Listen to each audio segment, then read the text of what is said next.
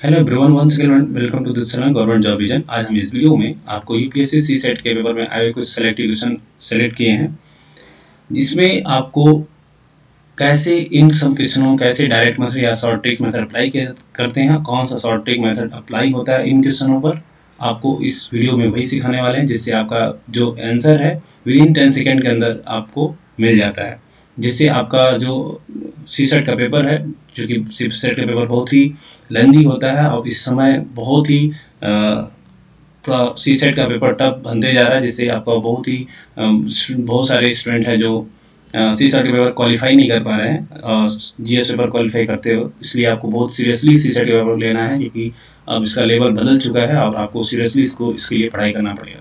तो आपको मैथ्स और रीजनिंग के लिए ये डायरेक्ट मेथड या शॉर्ट ट्रिक मेथड सीखना बहुत ज़रूरी है। तो मैं इस चैनल पर ऐसे ही 3D क्वेश्चन का लेकर जितने भी सारे क्वेश्चन पूछे गए हैं सी सेट पेपर में, रिवर्स ऑर्डर में आपको कराते रहूँगा। अगर आपको यहाँ से सीखना है तो आप यहाँ से डेली वाइज 20 ईयर्स का मैं सारा लगभग क्वेश्चन जितना भी सी सेट का वो करा दूंगा।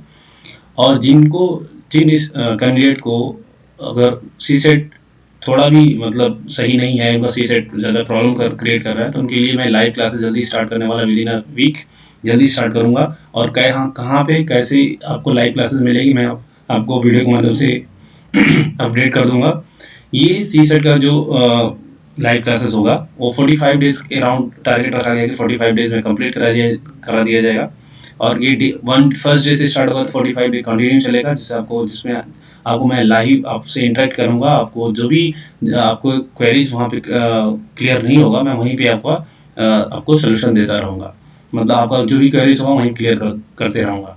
और आपको कैसे ये लाइव क्लास मिलेगा, इस लाइव क्लासेस में आपको 0 लेवल से आपको पढ़ाया जाएगा, जिससे आपका सारा डाउट क्लियर हो जाएगा। और इसमें वनली बेस्ट होगा कि आपका मैथ्स और रीजनिंग सारे पोर्शन सारे टॉपिक्स कंप्लीट हो जाए। इसका टारगेट 45 डेज रहेगा। मैं आपको आने वाले वीडियोस में आपको जल्दी ही अपडेट देने वाला हूँ। अगर आप इस चैनल पर जुड़े नहीं हैं अभी तक, तो आप जरूर इससे जुड़ जाइए। जब भी मैं आपको वीडियो से अपडेट दूंगा तो आपको नोटिफिकेशन मिल जाएगा, जिससे आप उसको देखकर इस लाइव क्लासेस को कैसे मिलेगा और कहाँ मिलेगा, आप वहाँ उसको ज्वाइन कर सकते हैं। ठीक है, चलते हैं आपके सी सेट के क्वेश्चन पर। देखिए, ये सी सेट का जो है क्वेश्चन है, टाइम एंड वर्क से पूछा गया है। ये आपका पूछा गया है 2020 में पूछा गया है, और बहुत ही इजी क्वेश्चन है, लेकिन इसे थोड़ा कॉम्प्लिकेटेड बनाया गया है। पहले मैं इस क्वेश्चन को कराने से पहले, टाइम एंड वर्क का क्वेश्चन है, कराने से पहले मैं आपको एक सिंपल क्वेश्चन कराना चाहूँगा इसी क्वेश्चन पे, और इसका सेम आपका पैटर्न होगा। तब जब इसको मैं कराने के बाद इसको कराऊंगा तो आपको ये चीज़ अच्छे से क्लियर समझ में आएगा। यहाँ पे कह रहा है, पहले क्वेश्चन पढ़ लेते हैं। A person X can be completed 20% of work in 8 days, ठीक है, and another person Y can complete 25% of same work in 6 days, ठीक है। यहाँ पे दे रहा है एक्स एंड वाई है, जो किसी काम को 20% कंप्लीट कर रहा है 8 डेज में, और वाई उसी को कंप्लीट कर रहा है 25% उसी सेम वर्क को कंप्लीट कर रहा है 6 डेज में। तो पूछ रहा है कि if they work together in how many days will 40% of work will be completed, ठीक है। तो यहाँ भी बस परसेंटेज का इंक्लूड कर दिया है। अगर ये टाइम एंड वर्क क्वेश्चन था, लेकिन इसमें परसेंटेज भी इंक्लूड कर दिया है, तो अभी हमको परसेंटेज को लेकर नहीं समझना है। अभी जब हम इसको परसेंटेज हटाकर समझेंगे तो हमको क्वेश्चन का क्लियरिटी अच्छे से हो जाएगा। फिर जब हम इसको परसेंटेज करेंगे तो वो आराम से आपको समझ में आ जाएगा, ठीक है। ये बस इसमें परसेंटेज डालने से थोड़ा सा कॉम्प्लिकेटेड दिखने में लग रहा है, लेकिन एक्चुअली ये क्वेश्चन बहुत ही ईजी है। अभी हम यहाँ पे जो 20% है इसे क्रॉस कर देते हैं, 25% भी क्रॉस कर देते हैं, और 40% भी क्रॉस कर लेते हैं। अब यहाँ पे क्वेश्चन बनता है कि कोई पर्सन एक्स है, एक्स पर्सन है जो किसी काम को कितने दिन काम कर रहा है, 8 डेज में कंप्लीट करता है, ठीक है, 8 डे में काम को कंप्लीट कर रहा है। वाई है जो कि सेम वर्क को 6 डेज में काम करता है, ठीक है, ठीक है। तो पूछ रहा है एक्स प्लस वाई कितने दिनों में उसी सेम वर्क को कंप्लीट कर पाएंगे।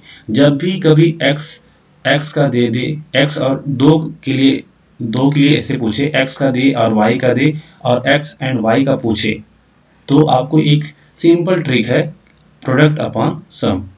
प्रोडक्ट अपॉन सम, प्रोडक्ट, ये डायरेक्ट है कि आपको 5 to 10 सेकंड में आंसर मिल जाएगा। प्रोडक्ट अपॉन सम, सम इसमें मतलब है x का y का जो डे है का प्रोडक्ट लीजिए और उनका सम कर दीजिए, आंसर आ जाएगा। अब यहाँ पर प्रोडक्ट क्या होगा आपका 8 प्लस 6, सॉरी 8 इंटू 6 होगा ना, 8 इंटू 6 और 8 प्लस 6, ठीक है। तो आंसर इसका आ जाएगा 48 अपॉन 14, ये आ जाएगा। अगर हम इसको कट करें तो ये आ जाएगा आपका 24 अपॉन 7, इसका आंसर आ जाएगा। अगर हम इसमें ऐसे ही छोड़ दें तो ये आपका आंसर होगा, ठीक है। तो आपको समझ में आ गया होगा। मैं फिर से रिपीट कर देता हूँ। कह रहा है x एक पर्सन है जो किसी काम को 8 दिन में कंप्लीट करता है, y एक पर्सन है जो कि उसी काम को 6 दिन में कंप्लीट करता है। तो दोनों मिलकर काम उसको कितने दिन में कंप्लीट करेंगे। इसका सबसे आसान ट्रिक है कि जब भी ऐसे दो लोगों को देकर दोनों का मिलाकर पूछे, टुगेदर पूछे, तो प्रोडक्ट अपॉन सम होता है। जो दो कैंडिडेट दिए हैं उनका प्रोडक्ट, उनके जितने डेज में कंप्लीट करें उनका प्रोडक्ट कर दीजिए, उनका मतलब मल्टीप्लाई कर दीजिए अपॉन उन्हीं दोनों का योग कर दीजिए या सम कर दीजिए। तो जो इसका रिजल्ट आएगा वही उनका, दोनों मिलकर काम इतने दिन में उस चीज को कंप्लीट कर देंगे, ठीक है। तो ये आपको ये आपका सिंपल क्वेश्चन के लिए ट्रिक था। अब यहाँ पे दिया है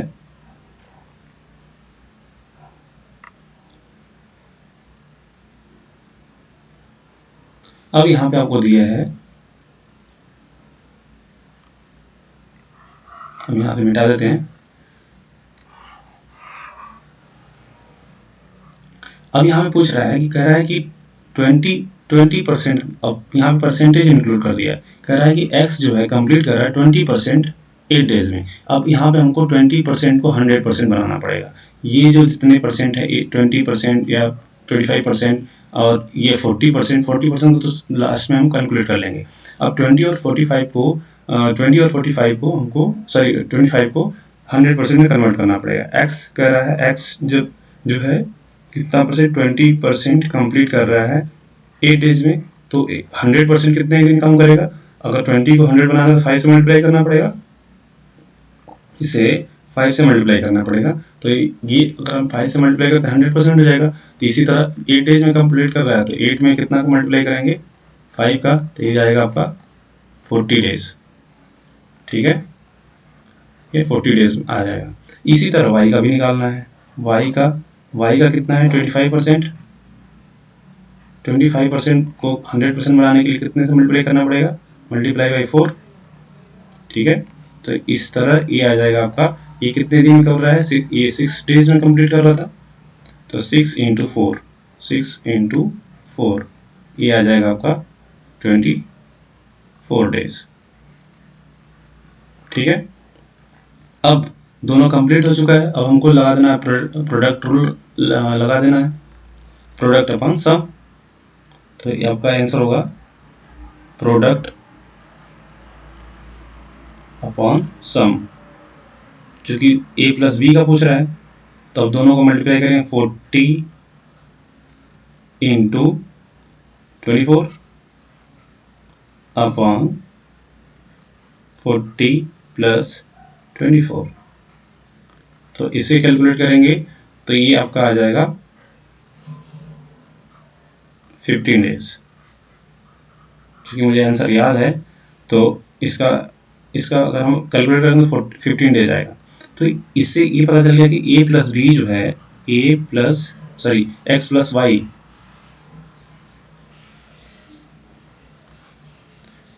x प्लस जो y है ये x प्लस वाई का आ गया 15 डेज। अब मुझे कैलकुलेट करना है यहाँ पे 40% ऑफ कुछ है। 40% मतलब यहाँ पे 40% को क्या लिखेंगे 40 अपॉन 100, कितने टोटल कितना लग रहा है 15। तो ये आपका कैलकुलेट करेंगे तो ये आ जाएगा आपका 0 से 0 कैंसिल, और 5 टू जा और ये 3 जा आ जाएगा, तो ये हो जाएगा 8/2, तो ये आ जाएगा आपका, अच्छा 12/2, तो ये आ जाएगा 6, आपका 6 आ जाएगा आंसर। ठीक है, अभी हम बताया हूँ तो इतना आपको एक्सप्लेन किया हूँ तो इसलिए इतना टाइम लगा है, लेकिन आपको करना क्या था मैं फिर से रिपीट कर दे रहा हूँ। जैसे आपको जब भी 2% के लिए दिया हो और दोनों का मिला के पूछे, या दोनों का मिला के दिया हो, एक का पूछे, तो उसके लिए प्रोडक्ट अपॉन सम या प्रोडक्ट अपॉन डिफरेंस लगता है। जब भी मैं इसको जब टाइम एंड वर्क पढ़ाऊंगा आपको लाइव क्लासेस में, तो ये क्लियर हो जाएगा कैसे ट्रिक अप्लाई होता है। ठीक है, तो यहाँ पे चूंकि x का दिया है, y का दिया है और दोनों का मिला के पूछ रहा है, तो यहाँ पे अप्लाई होता है जो ट्रिक प्रोडक्ट अपॉन सम। ठीक है, अब यहाँ पे परसेंटेज दे दिया था कि इतने % काम ही उतने दिन कंप्लीट करा, तो हमको 100% उसको बनाना पड़ा। करा x जो कंप्लीट करा 20% 8 डेज में, तो 100% कितने काम करेगा। अब इसको 100 बनाने के लिए 5 से मल्टीप्लाई करना पड़ेगा, तो इसलिए यहाँ भी 5 से मल्टीप्लाई मैंने कर दिया, तो 8 मल्टीप्लाई 5 कितना हो गया, 40 डेज आ गया। उसी तरह y के लिए, y को भी हमको 100% के लिए 100% वर्क के लिए पता करना पड़ा, तो 100 यहाँ पे 25 में 4 का मल्टीप्लाई करेंगे तो 100 बनेगा। इसी तरह 6 में भी हमने 4 से मल्टीप्लाई कर दिया तो 24 डेज आ गया। और फिर हमने अब a प्लस बी का पूछा था, मतलब दोनों टुगेदर का पूछा था, तो प्रोडक्ट अपॉन सम अप्लाई कर दिया, तो आ गया आंसर 15 डेज। ठीक है, अब हमको ये 15 डेज आया है 100 मतलब पूरा कंप्लीट वर्क का, ये पूछ रहा है कितना 40% वर्क का ही पूछ रहा है, तो हमको 40% उसका निकालना पड़ा। तो 14/100 इंटू 15 चूंकि टोटल 100% वर्क है, ये 15 जो था, ये 15 टोटल 100% वर्क था, उसका 40% निकाल दिया, तो इसका आंसर आ गया 6। तो आंसर आपका ए करेक्ट हो गया। तो ये अभी हमने इसको एक्सप्लेन किया इसलिए इतना टाइम लग रहा है, जब आप एक बार कर लेंगे तो बहुत तेजी से आप होगा। विदिन 15 या 20 मिनट में, सॉरी 15 सेकंड या 20 सेकंड में आपका ये आंसर आ जाएगा। थोड़ा सा लेंदी है, कैलकुलेटिव है, लेकिन है बहुत सिंपल क्वेश्चन। ठीक है, अब नेक्स्ट चलते हैं। अब देखिए यहाँ पूछ रहा है how many 5 digit number can be obtained by using all the digit 1 2 3 4 5 without repetition। अब यहाँ पे कंडीशन दे दिया है कि बिना रिपीटिशन किए हुए 1 2 3 4 5 डिजिट से 5 नंबर के प्राइम नंबर। अब देखिए यहाँ पे 5 डिजिट इंपॉर्टेंट है और प्राइम नंबर इंपॉर्टेंट है। अब यहाँ पे दो चीज आपको कंसेप्ट ध्यान रखना है, प्राइम नंबर दे दिया तो प्राइम नंबर का मतलब समझ आना चाहिए, और विदाउट रिपीटिशन दिया है तो इसका मतलब समझ में आना चाहिए। ठीक है, देखिए प्राइम नंबर क्या होता है, मैं पहले एक्सप्लेन कर देता हूँ। प्राइम नंबर होता है, प्राइम नंबर मतलब इसको हिंदी में बोलते हैं अभाज्य संख्या, अभाज्य।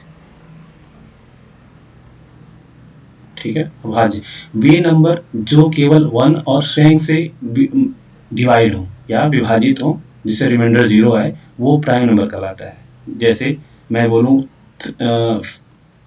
5 किससे डिवाइड होता है, 1 से डिवाइड हो जाएगा और 5 से डिवाइड होगा। 7 किससे डिवाइड होगा, 1 से डिवाइड होगा और 7 से डिवाइड होगा, और किसी डिजिट से डिवाइड नहीं हो सकता है। ठीक है, तो ऐसे डिजिट जो होते हैं वो प्राइम नंबर कहलाते हैं। ठीक है, क्लियर हो गया। और जो अपने के अलावा किसी और नंबर से डिवाइड हो जाते हैं उसको बोलते हैं कंपोजिट नंबर। ठीक है, या भाज्य संख्या। तो हमको उससे मतलब नहीं है। अब प्राइम संख्या मतलब हो गया कि अगर ये कोई नंबर है 5 डिजिट का हो, चाहे 4 डिजिट का हो, चाहे 3 डिजिट का हो, चाहे सिंगल डिजिट का हो, वो केवल एक या स्वयं से डिवाइड होगा, या स्वयं अपने खुद संख्या से डिवाइड होगा, या तो एक से होगा, तो प्राइम नंबर कहलाता है। ठीक है, अब यहाँ पे हमको बनाना है क्या, 5 अंकों का बनाना है डिजिट। ठीक है, अब देखिए यहाँ पे एक बार इरेज कर लेता हूँ।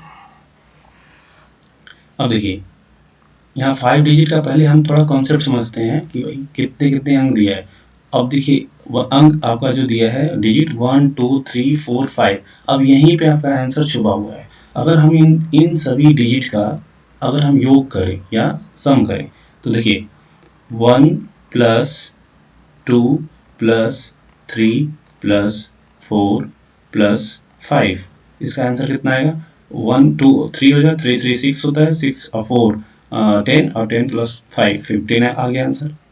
देखिए अब इनका योग जो है 5 आ गया। अगर हम 5 डिजिट का कोई नंबर बनाते हैं इन्हीं इन्हीं नंबरों से हम बनाएंगे।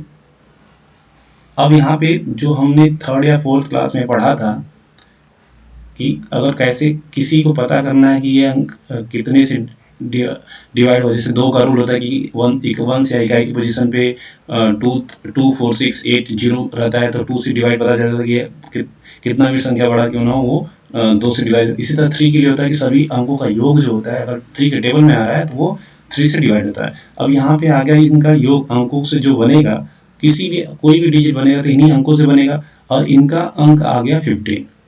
इसका मतलब हमने 5 डिजिट कोई भी नंबर बनाएंगे, इन अंकों का रिपीटिशन नहीं हो रहा है, तो अगर इनका योग करेंगे, चूंकि रिपीटिशन कंडीशन डाल दिया कि रिपीटिशन नहीं है, तो जरूरी है कि बस ये इन्हीं केवल अंकों से बस बनेगा, और वो उनका योग कितना होगा 15 ही आएगा। चाहे कोई भी नंबर बनेगा, अंक कितना आएगा 15।